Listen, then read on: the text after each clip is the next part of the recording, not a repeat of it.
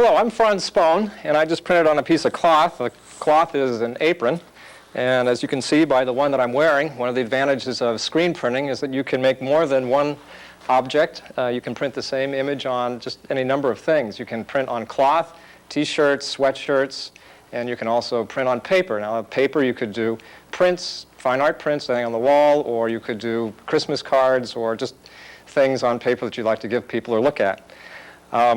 After this ink that I've printed on the textile, with the textile ink, after that dries, it can be ironed and set so it'll become permanent, so you can wash the object, the t-shirt or whatever, if it gets dirty.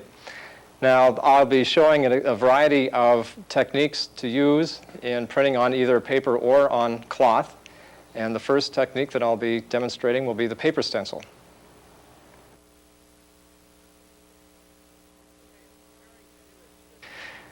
Okay, and in preparing an image that you might use on paper, it's important to know exactly what you're going to do. So I usually have some kind of what I call a master image mapped out. And in this case, it was just a real fast drawing blocked out on a piece of paper. And then I transferred that onto the same size paper that I'm going to print on. So if I print 10 pieces of paper, I have them all lined up. And in order to make sure that they all fall in registration for subsequent printings, I've punched holes in every piece of paper exactly in the same place. I've positioned the main image on the paper exactly how I want it to be printed, and then I will use this to key all other images. Now, the first material that we'll be using is a paper stencil material, and it's probably the simplest way to block out a screen.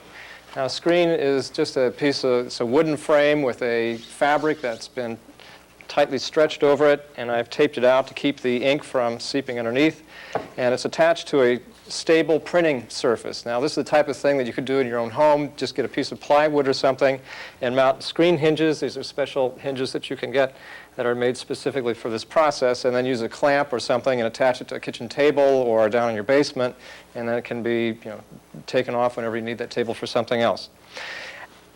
The way that the screen is right now, with nothing blocking it, if I were to put ink on the screen and pass it through a squeegee, which is this, here it's a wooden-handled, rubber-bladed squeegee. You use that to force the ink through the screen onto the paper. As it is right now, it's completely open, so the ink would go any place. The purpose then of a stencil is to control where that ink will fall, and it's where the paper stencil comes in. So I'm going to put the paper underneath the screen to begin with, and position it to make sure that I have plenty of room around the border. And then I'll lift the screen up out of the way. And the paper stencil material that I use is freezer wrap paper. You can get this at any grocery store, which is very nice to go do your shopping, and then also you can buy art materials at the same time. It's a paper. It is plastic coated on one side. It's very important to remember that the plastic coated section has to go up against the screen, because this is the part that the ink falls against. Okay, I've already taken 2 pieces of freezer wrap because the screen is large enough that one width of the freezer wrap won't completely cover it up. And I'll position it so that when I bring the screen down, it'll completely block out the fabric. And I've also cut 2 notches out of the freezer wrap so that I can slide it underneath the screen around the hinges. Now, in transferring the information from the print underneath or the drawing underneath, this is translucent enough that you can see the image, and it's just a matter of tracing out shapes according to the master image. So I've got a variety of areas that I want to highlight. Now, the area that I'm going to cut out, which I'll kind of indicate by blocking with this pen, those areas, when we cut out the paper stencil material, that's the part then that will allow ink to go through the screen. There's nothing there to stop the ink from going through the screen, and it will then go onto the paper.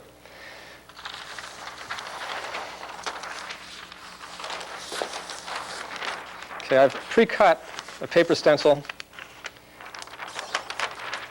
to conform with my notions of how we're going to do this print.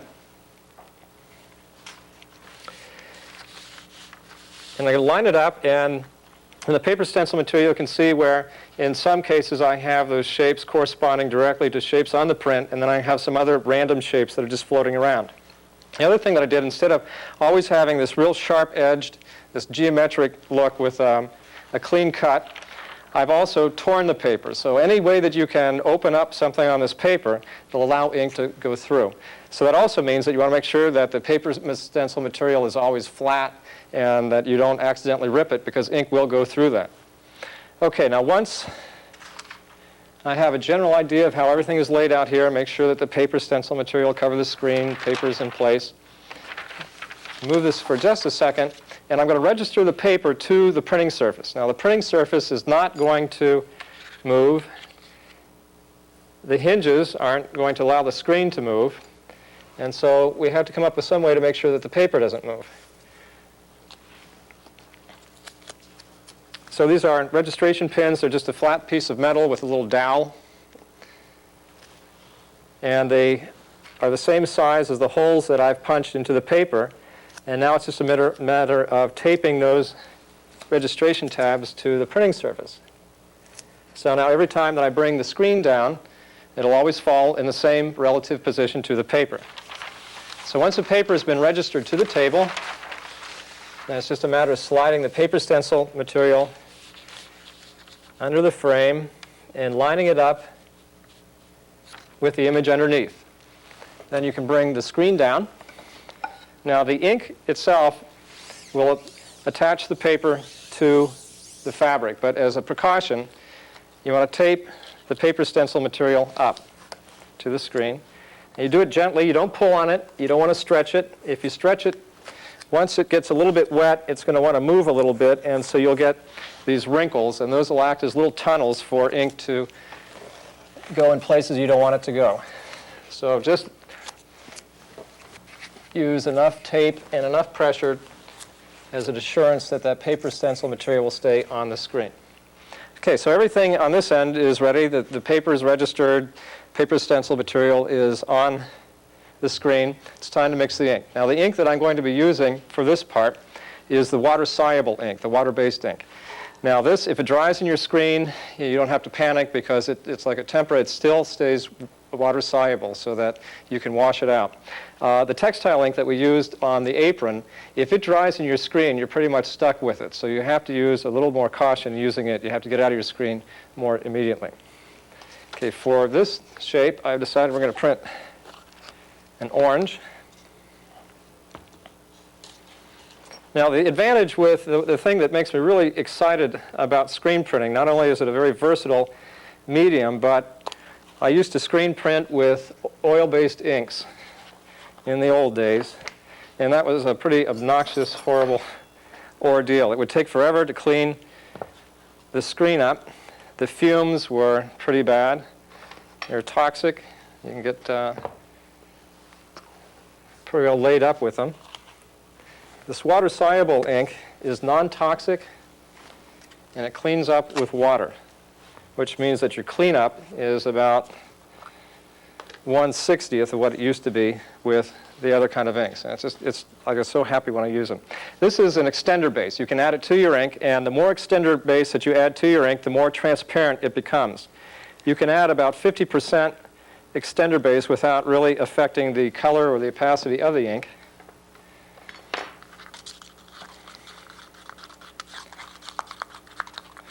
And as far as mixing it, I just use old kitchen spoons. I use plastic cups, 8-ounce cups. Okay, maybe on this one I'm going to add just a little bit more ink to this, because I have a pretty large area to cover. Now, even though I'm just printing a small portion of the screen, I'm covering the entire surface of the screen with the ink, and it'll absorb a lot of ink, even though only some of it is going down on the paper. So it's better, I think it's a better policy to overmix a little bit than undermix, especially if you're kind of custom mixing the colors. If this was just straight out of the container, then it wouldn't be such a big thing. But since I'm trying to get the perfect color for this image, I want to make sure I have enough. So that should be plenty. A cup of ink for something like that is adequate. Now the consistency should be a little bit like kind of a smooth, creamy yogurt. It should run off the spoon a bit. Now it shouldn't be so drippy. If you get your ink too wet, then it'll bubble up and it'll look awful. If it's too dry or too thick, it's hard to screen, and the image may start to dry up in the screen as you print. So I'm going to add just a little bit of water. Again, all the inks that I'll be showing you are water-based. Okay, and that looks pretty good. Now, prior to printing, make sure that the paper is all ready to go. And I also advise having newsprint on hand. And I always take my first impression on newsprint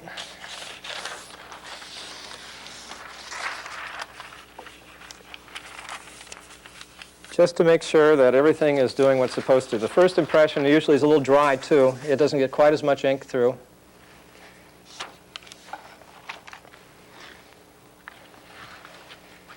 Okay, now it's just a matter of putting the ink up at the top of the screen. A nice color. Okay, put that off to the side. Now, in the squeegee, you want to hold it at about a 45-degree angle. And as you draw it across the screen, you want to keep the same angle. You don't want to dip it down this way, dip up that way. So it's just a nice even pull across the screen. You don't want to go too fast. If you go too quickly and you have too much ink on your screen, the ink doesn't have any place to go except for underneath the stencil, and it'll undercut and give you something you didn't anticipate. So with a nice even motion, pull the squeegee across. And then what I usually do is what's called a flood coat. I just bring the squeegee back over the screen, and this puts the ink back into the screen, so it kind of slows the drying time.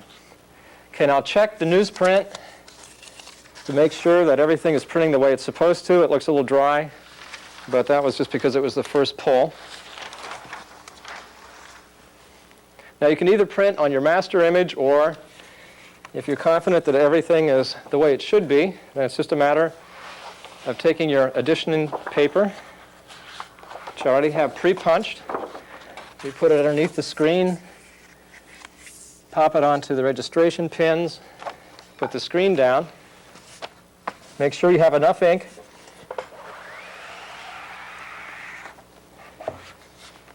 and pull across. Flood coat again, and lift the screen up. Okay.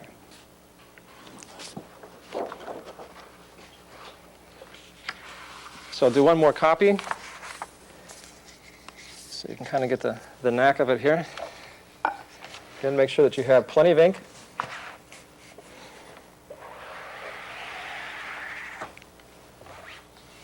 Now, if you want to, you can. If you want a little denser concentration, you can pick the ink up and bring it back again.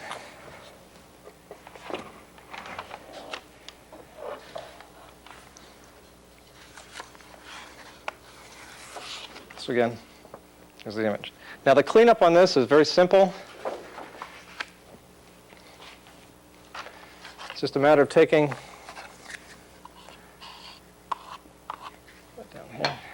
a scrap piece of card and just scraping the excess off the screen. It's a little bit easier to clean up once you get most of the ink off. Keep as much of the ink on your squeegee as possible.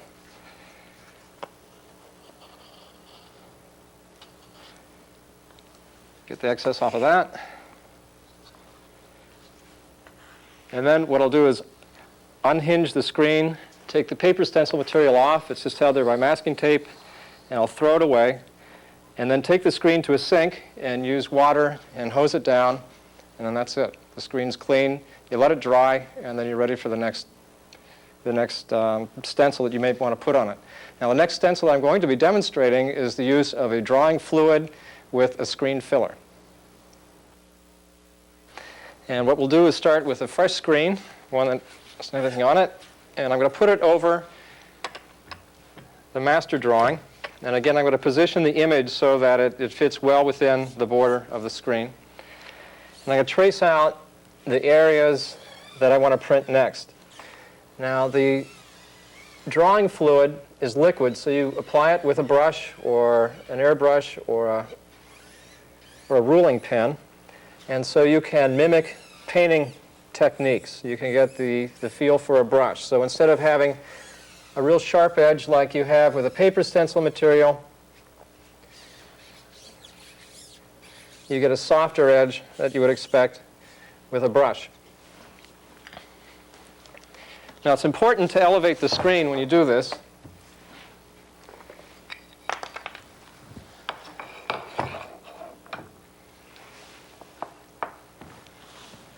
I'll just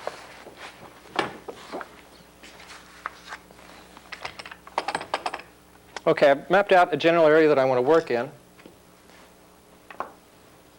Now the drawing fluid is the resist method. Now what happens is that this blue drawing fluid will come out with cold water. So I'm going to paint that on the screen first. I'll start with a brush. You want to, again, make sure that the screen is elevated so that the fluid doesn't go through the screen and sticks on. Now you can see those little kind of brush strokes. So if you want to get really expressionistic with it, instead of having so hard-edged. Okay, so of course with a wider brush, you get wider shapes.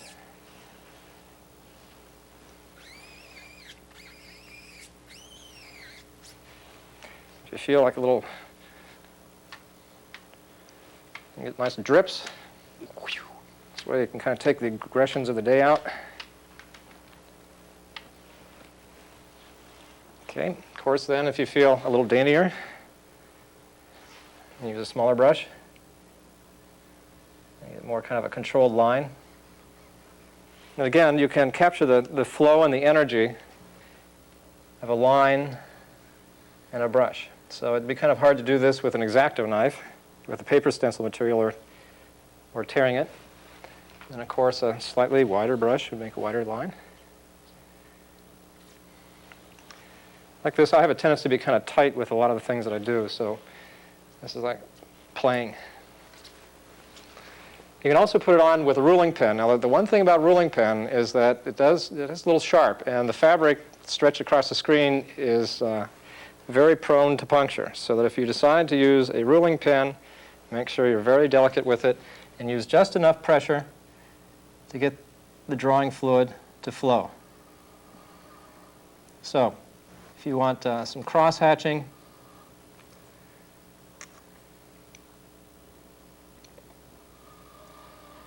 or if you just want an even line, you can use a ruling pen. Now you need to let this dry, and it doesn't take very long. It only takes about 5 minutes. You put it in front of a fan, and it'll dry faster. Now I've already prepared a screen, very similar to that one, as you can see. Again, with the wider brush, the drips, smaller brushes, and then you'll also notice that you can take the drawing fluid and put it through a pretty coarse tip on an airbrush. So you can, it's not very delicate, but you can get these kind of paint splotches if that's the type of thing that you want. Okay, now the next thing I'm going to do now is apply the screen filler over the entire screen with one thin, even coating. And when this dries, the only way that you can get it out is with warm water and some kind of detergent like Mr. Clean.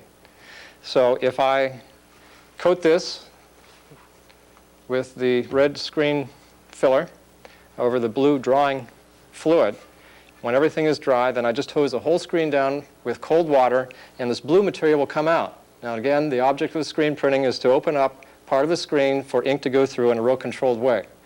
And so wherever you see the blue, that'll wash out with cold water, and that'll allow the ink to go through on the screen. This is an example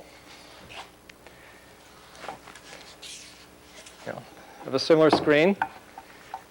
And you can see the red oxide color of the screen filler. And wherever you see the white of the screen, that's where the drawing fluid was before I washed it out. Okay, now I'm demonstrating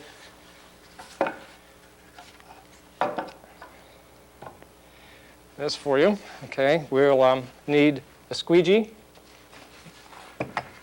Now you can either use kind of a window washing squeegee like this, or you can use your regular printing squeegee.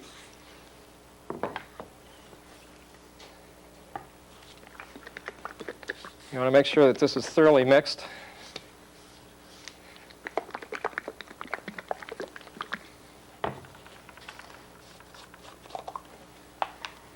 Okay, now I'll be demonstrating the use of both of these. Ideally, you'll have one thin, even coating that would cover the entire area. You try not to give it double coats. The thinner the coat, the better it is, the easier it is to get this filler out. But in order to demonstrate both of them, I'll use a smaller squeegee. Okay, you can just pour that.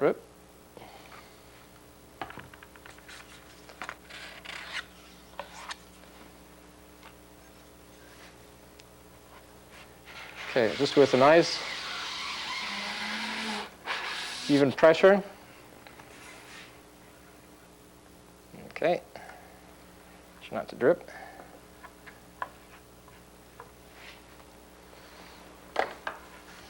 Again, you can use your card then to clean it up. If you want to, I mean, if you don't have one of these squeegees, you can use the card itself. The disadvantage of that is that it takes a couple of coats. You can clean up any drips. The main thing is not to get such a thick coat on this that in rinsing out the drawing fluid, it's blocked by this filler on top of it. Now I'm going to move some of this across here to this area.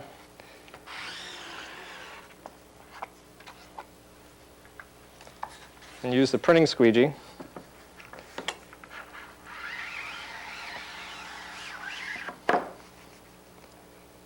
Okay. And again, in order to clean it up,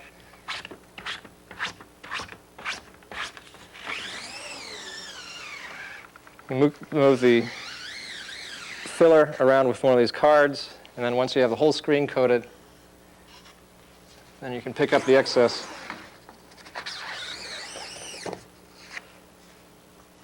with a card. Okay, there's a little section that we missed here. Again, you can deal with little localized sections as needed.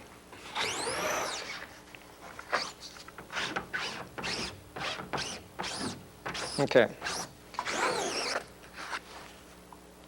So I'll set that aside. We'll go back to the one that is already dried. It's ready to go.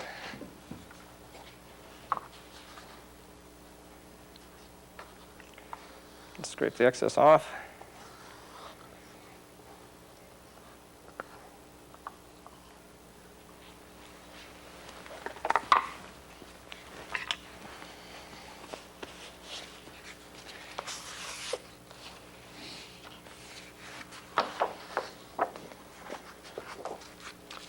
Okay, now the ink that we're going to print with this time will be acrylic. It's water-based, but once, like the textile ink, once it dries in the screen, or if it does dry in the screen, then you've pretty much branded your screen for life. Now, before I put this in the clamps, this is called a trigger or a kickstand. It's just a simple L screw and a scrap piece of 1x2. When I put this in the screen, hinges.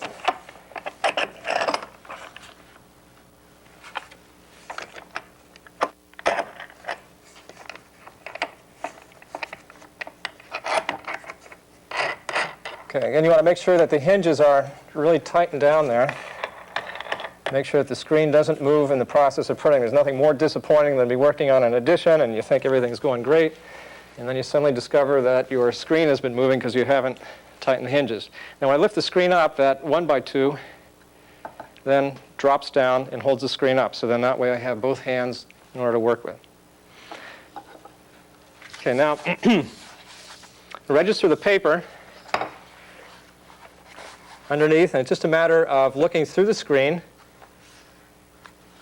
moving the paper to where it needs to go. Again, using the master image.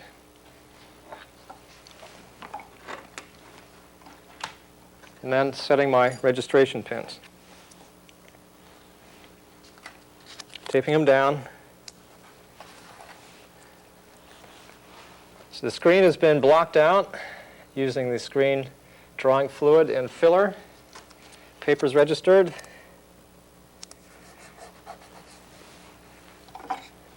Okay, the two prints that we printed last time are ready to go. And now about the ink. This is the acrylic ink. And for the acrylic ink, it has an A on it. Again, it's permanent. Once it dries, it is no longer water soluble. And so then on the water-based, it has a W.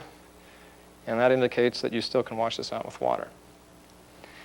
All right, what I've selected, I've chosen 3 colors here. Now, also with the acrylic ink, there is a retarder that you can add to the ink, and that will slow the drying time of ink down. So if you're in a very hot situation or a very dry situation, sometimes you get really excited about this and you generate all this heat, you want the ink to dry up. If there's air blowing across it, or else if you're doing something that's very delicate and you need to spend a little more time with it, then I'd recommend putting the retarder base. Now, it's recommended that you don't add more than 25% by volume to the ink. I usually find that maybe 1 or 2 tablespoons at most in a cup this size is more than adequate, and it does give you extra working time. Okay, what I've mixed up are 3 colors using the acrylic. This was the violet with white, and I'm going to put a little bit on this side here. And I'm going to do what's called a split fountain. And it's a way of printing several colors at one time with one pull of the squeegee and with one stencil. All right, and I'm going to put some green in the center. I'm going to overlap the color a little bit. So the green flows into the lavender color a bit.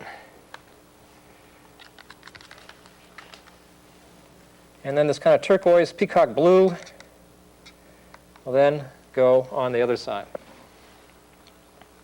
I need to proof a couple times on newsprint to get the blend to work. So if you want more of a gradual blending, you need to proof it a couple times. So I'll just put that right down on top of the paper underneath. And I'll proof it a couple times just to make sure that everything is printing according to plan. And with a squeegee, before you pull it the first time, I just start kind of mixing the ink right on the screen.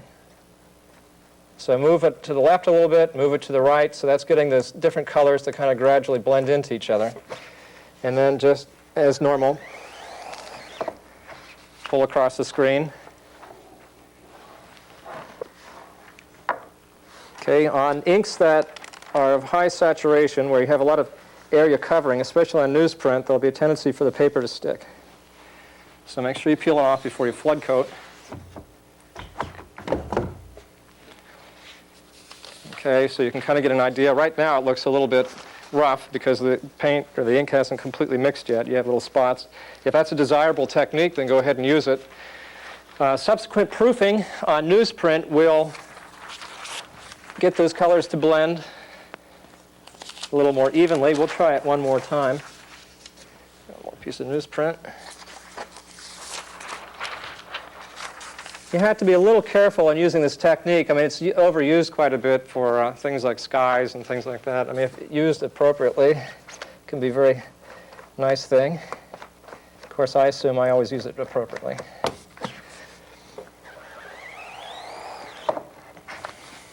Now, in mixing these inks, it's very important to make sure that they are thoroughly mixed. Okay, the blend is getting much softer. Now, it also depends on how you're going to use it. I know that that area is going to be covered up quite a bit by other imagery. So I'm going to go ahead and print on the good paper. I want to get this on the master image, so I'll move it. And then this is the paper stencil. There it is before it changes. This is the magic for me when you have one color down, go ahead and you print another color on top of it, and you're never quite sure what it's going to look like till you lift the screen up.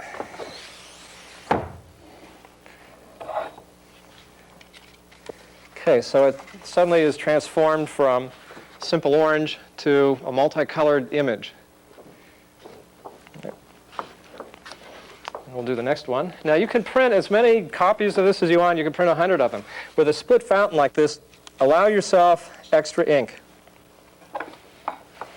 Because in the process of adding more ink, if you print more copies of the same print, then eventually this ink is going to run out, and you're going to have to add more to it. With a split fountain, it always takes 1 or 2 extra proofs to kind of get it flowing again so it looks good.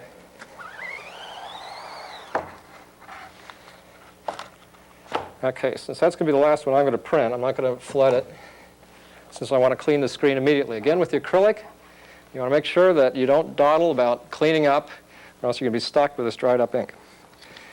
And once again, you can see that then the split really worked out to be much better on that second one. So with the newsprint, it's better to work these things out on newsprint. Newsprint you can throw away, it's cheap. And on using the papers for the screen printing inks, you use a better paper. Now the paper that I would recommend using would be 100% rag paper. It takes the ink a little bit better. It doesn't buckle. If you use a real cheap, thin paper, you'll have a tendency for it to buckle and wrinkle, and pretty soon you're looking like you're printing on a potato chip rather than on a piece of paper. So any of the better printmaking papers that are 100% rag are well suited for screen printing. And the heavier the weight, the better. Okay, we'll let those dry. And then the last stenciling technique that we'll cover will be the photo emulsion.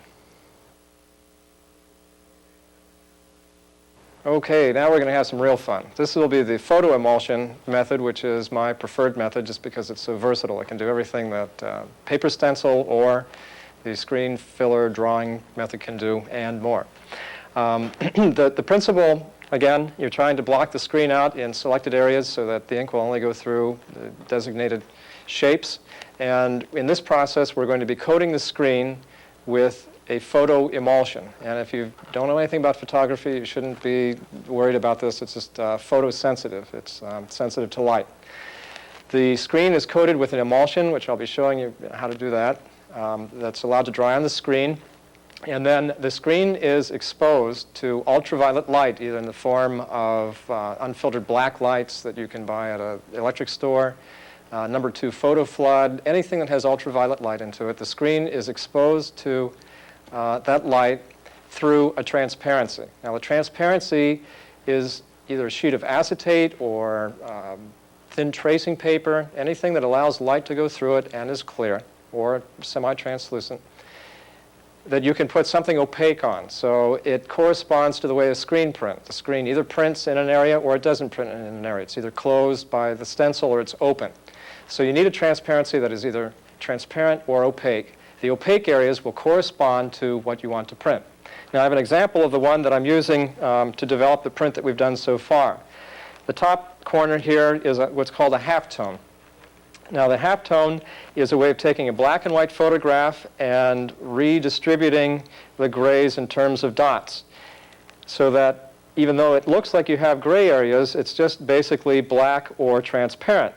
The illusion of gray comes about that the light gray are little tiny dots that are far apart. If you have big dots on a transparency and they're close together, then you get a black, so that we're going to be able to print this whole image with one color of ink, and it's going to then simulate the different gradations. For screen printing, make sure that you get a halftone dot that is no smaller than a 65-line dot, and you can have these transparencies made at a lot of graphic supply, art stores, or any kind of commercial printer. The other materials, this is a piece of frosted acetate or frosted mylar. It's translucent enough to allow light to come through. Up here, this is a little pen drawing that was done with India ink. This is a lithographic crayon. This is a litho crayon that has been put over sandpaper to get a texture. This is an enamel paint pen, and then I took an X-Acto knife and kind of scratched the lines in it. This is black acrylic paint that's been put on with a brush. Up here, this was done with a technical drawing pen like a rote ring or a rapidograph. These are just little labels that you can buy at, they're opaque, little round signal dots. You can get those at a stationery store.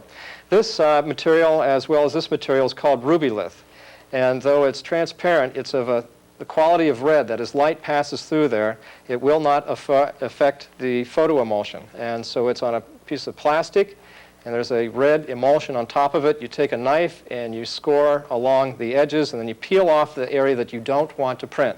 Remembering that whether it's red here or any of these black areas, whatever you see that is on here, this is a positive. Anything that is on these transparencies that are black and opaque, that's the part that's going to print. Up here, we've got dry transfer lettering. You can get sheets of this in any kind of graphic supply house, any kind of an art store. So you can make posters, you can add letters to your prints. This is called goldenrod. Again, it kind of acts like the rubylith. And this is shading film. Again, you can get this the same place that you can get the dry transferring letters. You can see that you can get it in coarse textures, you can get it in finer textures. Again, with screen printing, you need to concentrate on the size of the dot or the particle. If you get it too fine, then it will clog in the screen printing process. You want it to be as large a dot as possible without it being really noticeable.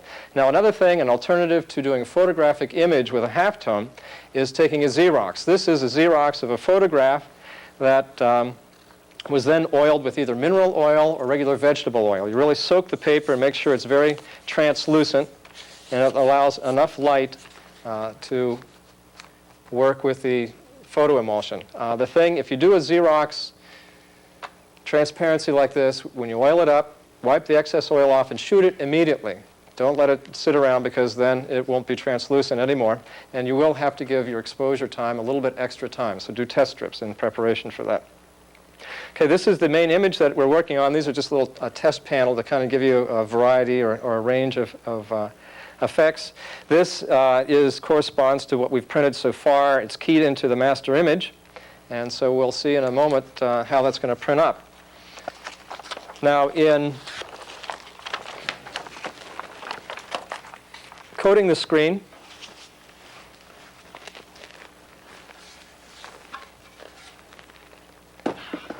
okay, you'll be using the screen printing photo emulsion. Comes in an 8-ounce container, and it also has 2 sensitizing bottles with it. This is an 8-ounce container, and one of these is good for 4 ounces. So you need to mix the sensitizer with the emulsion. You should do these under dark light conditions, remembering that ultraviolet light, whether it's a sunlight or fluorescent light, will expose the emulsion.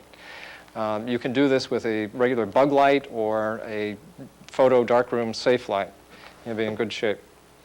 Now, the one caution about this is a material that you want to handle with respect, and so anytime that you're using the emulsion, you should use gloves, some kind of latex gloves. You don't want to get this on your hands. And if you do get a little bit on, you're not going to drop dead immediately. Now, it's not that dangerous, but it's a good practice to keep it off your hands. Don't swallow it, don't breathe it. The warnings are on the package. Okay, I've already mixed some up. This has already been sensitized, and I'm now going to coat the screen. This is a scoop coater. It's made particularly for this. In the case of the screen filler, if you have one of these for the photo emulsion, you can also use this to apply the screen filler as an alternative to using the squeegees.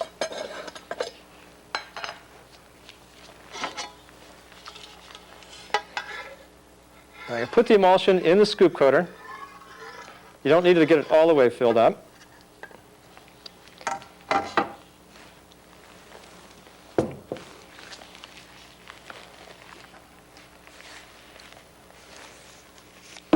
Okay. On the scoop coater, there are 2 sides. There's a rounded side, which is over here, and then there's a straight edge that's over here. This is the edge that goes up against the screen. You want as tight a contact as possible. Put the scoop coater up against the taped edge of your screen, and make sure that the scoop coater is small enough that it doesn't ride up on the side edges of the screen where it's taped out. That'll give you too thick of a coating. You want it directly on the fabric. Tip it until it starts to flow, and then with one even, firm, smooth pressure, take it to the top, tilt it back, and scoop it off. Then with one of your scrap pieces of matte card, if you have part of the screen that hasn't been coated, then you can take the excess and you can move it over those areas.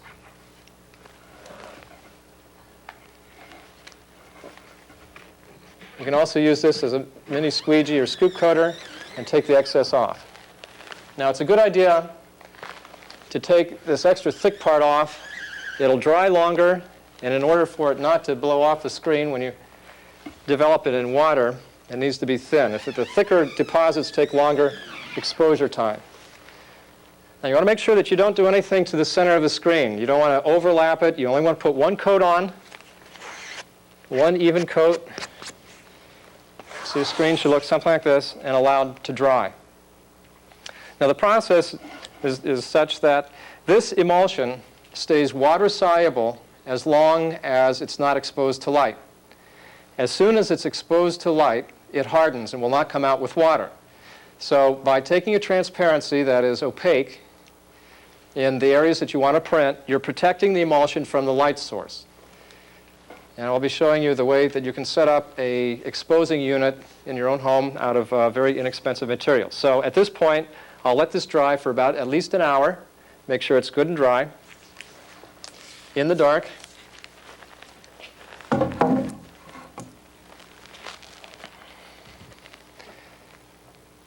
Okay, the emulsion should be put back into the container and should be cleaned off the scoop coater immediately. Because once the emulsion dries and is exposed to light, then it's harder to get off. Okay, what I have here is just a piece of plywood, and it's up on a couple of little pieces of 2x4. Okay, at this point I'll take my gloves off because I'm not handling that anymore. Okay, a piece of foam rubber, inch thick, is placed on top of it.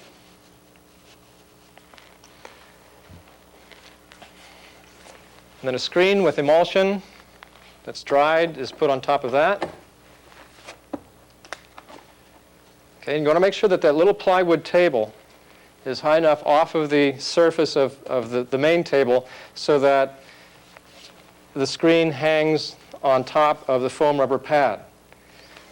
Then I'm going to put the transparency on top of the screen. And since you're looking at the back of the screen, you put the transparency so it reads backwards. Because when it flips around you print, then it'll be correct. Okay, once everything is in place, again, this is done in safe light conditions. You don't want to do this in your backyard. The sun will expose it. Get a piece of double strength or plate glass and place it carefully down on top of the screen. Now again, it would be a good idea to bevel the edges of the glass or sand them down or something, and be very careful that in putting the glass down on top of the screen that you don't poke a hole in the screen. It probably would not be a bad idea to get a piece of glass that would be large enough to cover the whole frame and rest on the wood, but in this case, this works out just fine. Now, the weight of the glass is pressing down so that the foam rubber and the weight of the glass is providing a good contact between the emulsion on the screen and the transparency. And then a photoreflector with a number 2 photo flood, a regular bulb, number 2 photo bulb. Then you can suspend this from up above, maybe about 2 feet, and then an exposure is given. And you'll have to do tests. Try one screen, test it out, and see what exposure time will work out best. You just have to, not all the conditions are the same. It might depend on how old the bulb is, how high you hang this. You want a good, even distribution of light on the screen. Then once the correct exposure is determined, the screen is exposed, the glass comes off, the transparency comes off, and you take the screen to a sink and you wash it out with warm to hot water. Now again, what's happened is that the area that has been protected from the light by either the rubylith or the halftone or any of the drawn materials, the emulsion there has been protected from the light and will stay water soluble, so that when you rinse the screen off with water, those are the areas of the screen that are going to be removed, and those are the areas that are going to print.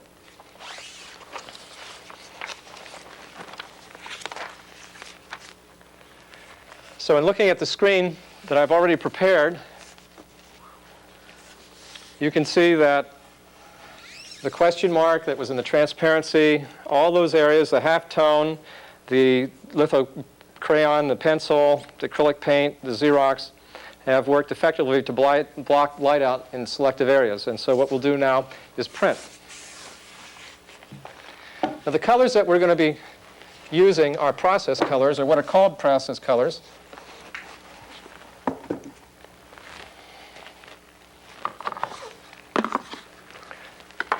They're also water-based. There's a blue that is called cyan. What I'll do is maybe rub some out on a card here so you can get an idea of what they look like. There's magenta, which is kind of a purplish red. And I'll get a little overlap. And you can see that as soon as the magenta is on top of the blue, you get kind of a nice purple. And then there's the yellow. And again, the yellow on top of the blue gives a nice green. Yellow on top of the magenta gives a red. And on top of all of them, it kind of creates this gray-brown. These, again, are acrylic products. And the thing that are very nice about these colors is that when you mix those colors together, you get the secondary colors that are very vivid. Some of the inks, as you may have experienced in trying different acrylic products, that if you mix a red and a blue together, instead of getting purple, you get kind of a mud. Well, these are specially formulated so that you get very vibrant colors in the overlapping. Now, what I've done, in this condition, the screen will print everywhere it was blocked out with light. But I want to take advantage of the process colors, and so instead of just printing the screen straight like this, I'm going to alter the image a bit with the screen filler. So I'm using a combination of screen filler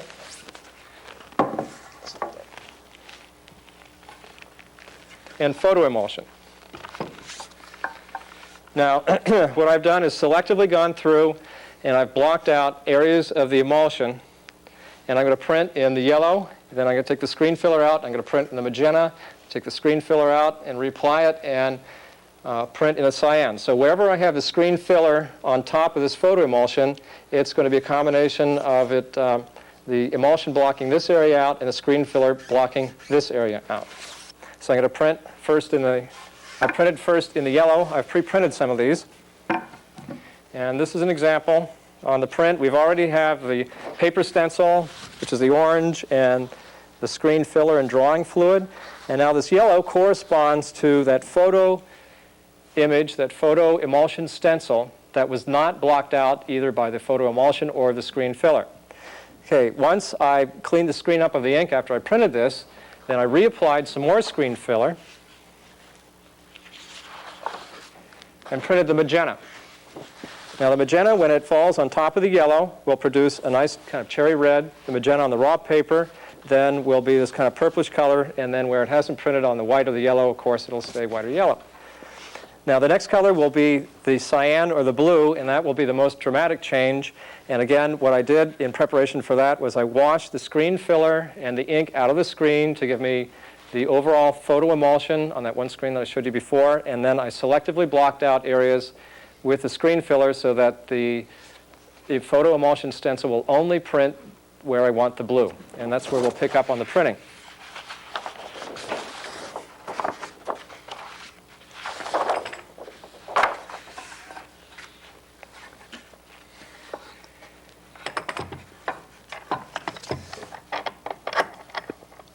Put the screen frame in here, make sure that the hinges are tight so the screen doesn't move.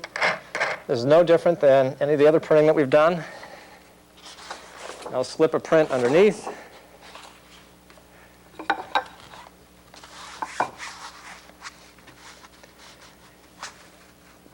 And I'll line it up.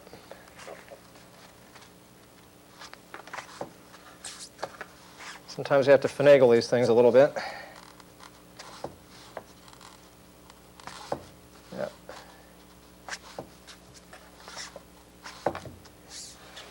As soon as everything is lined up, it is worth your while to take the time to register it. There's nothing worse than seeing a print that is almost finished and then the last color is carelessly applied. Okay, if you have a hard time adjusting it, you can always take the screen out of the frame and move it a little bit. set the registration pins. Make sure you tape them down. So if you have the registration pins taped down, you have the screens tight, the clamps tight, and you're all set.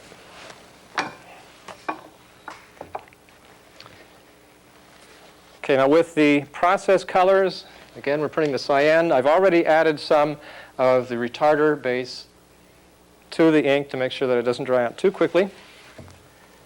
I'll just pour it right on the screen. It's this real nice, rich blue. I would say that the two aspects of the printing that I find the most exciting are the process colors and the photo emulsion. Okay, and I'll just screen right through there. Again, you can flood stroke.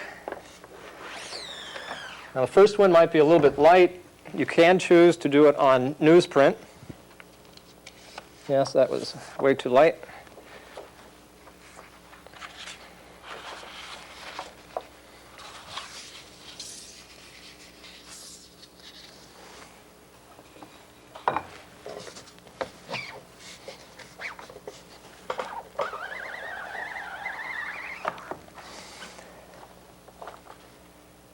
Okay, and since I won't be printing again, I don't need to flood coat it.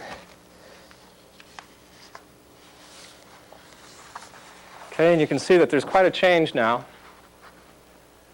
Instead of just having that kind of red, yellow variety, you have purples, you have greens, you have a full range of colors. Especially over here, you can see the way that the photo image then becomes a little bit more defined. Now, as soon as I clean this ink out, and I can remove the screen filler one more time, reapply a few more areas of screen filler, I'll print it in black, which actually I've already done. And so this is the final version of the print with an additional black. The black kind of snaps everything into registration. It makes everything kind of crisp and makes the colors much more vibrant, so that then what we've, maybe to review, we've done the paper stencil, we've done the screen filler, and then a variety of colors, the process colors and the photo emulsion. You can see also in here just kind of an overlap with some of the shading and selectively blocking out with the screen fillers that these are the straight colors. The overlapping gives you green, gives you red, and then with the shading films you also get tones of those colors. Now, after I clean this screen out, or after I clean the screen with the black out, get it completely clean of the screen filler and the ink, then I can remove the photo emulsion with household bleach. And again, you should use this in a well-ventilated area.